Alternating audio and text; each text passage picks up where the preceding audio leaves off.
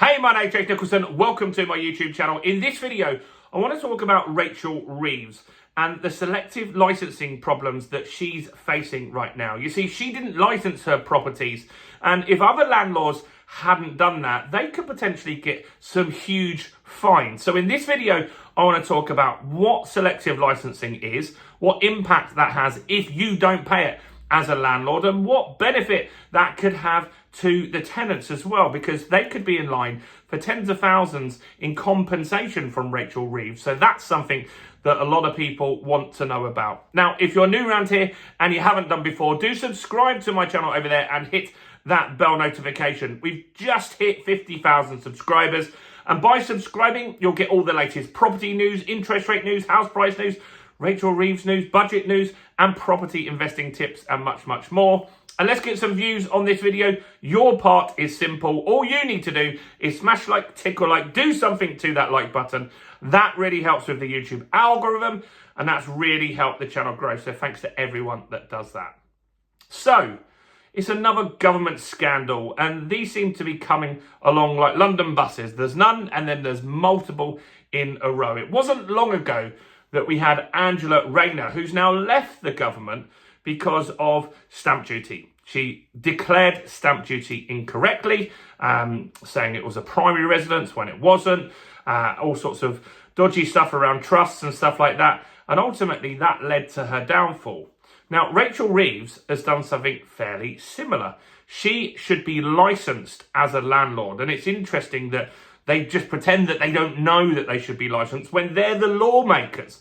These are the people that are creating the laws, that are debating stuff in Parliament. They know what's going on. So it's frustrating when people say they don't know what's going on and they made a genuine mistake, because that's Keir Starmer's reasoning here. So what are we talking about? We're talking about selective licensing.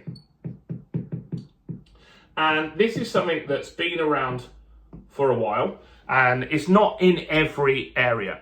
So in some areas, you need a license to be a landlord. Now, often this happens in a place where the council's just frustrated that the quality of the rental accommodation isn't good. And so what that means is they're getting so many inquiries with bad landlords and dilapidated properties, and they just really want to give landlords a kick up the butt and get things sorted.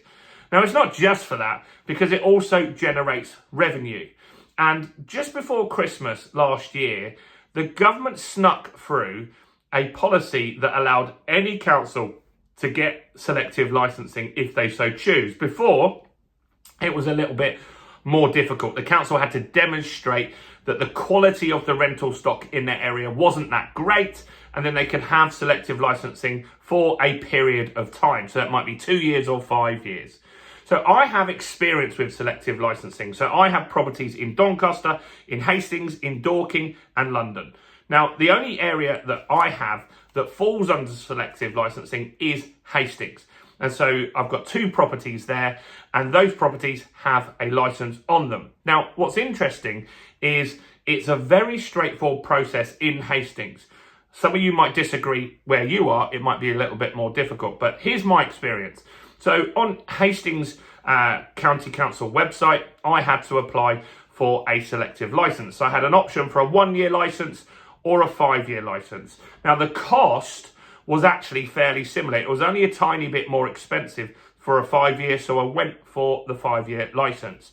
Now, in that, what I said was, questions were asked, are you a fit and proper person? Which, of course, I put yes to.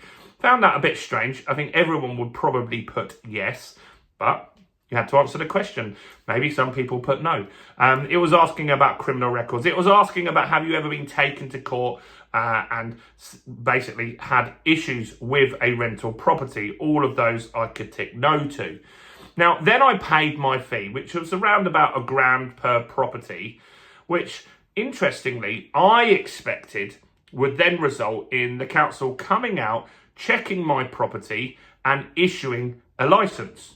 But that's not what happened. I paid my £1,000 and I never heard from anyone again, and I was licensed. That's how it worked. Now, other commenters on the channel said in Nottingham, as an example, a few of you are landlords in Nottingham, that when you applied for the licence in Nottingham, you did a similar exercise. You went on the website, you filled in all the questions as I did, but you did get an inspection. And that may have resulted in being forced to put in extra smoke alarms, heat detectors, fire doors, and stuff like that. I didn't get that, but other people in other areas are required to do these inspections. So let me know in the comments. It'd be interesting data to know, have you had a selective licence? And if you did you get an inspection, or was it just a money grabbing exercise? Even if you did get an inspection, doesn't cost them much to go and visit a property, tick some boxes and say you need this or you need that. So they still make good money. So the government said anyone can do selective licence now, and since then other councils have started to do it.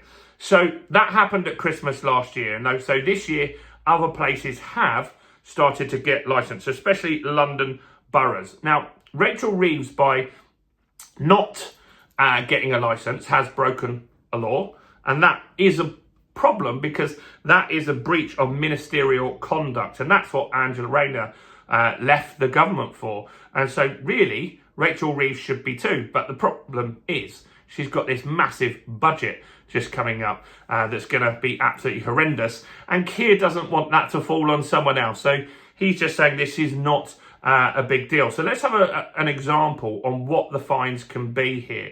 They're saying that if you don't have a selective licence and you're seen as being in breach, that the fines can be up to £30,000, which is not insignificant. Now, I think that that's going to change when the Renters' Rights Bill becomes active, because the fines in that are up to £40,000. So right now it says £30,000. Now, that's for a serious breach. She might not get that. That might not be deemed a serious breach.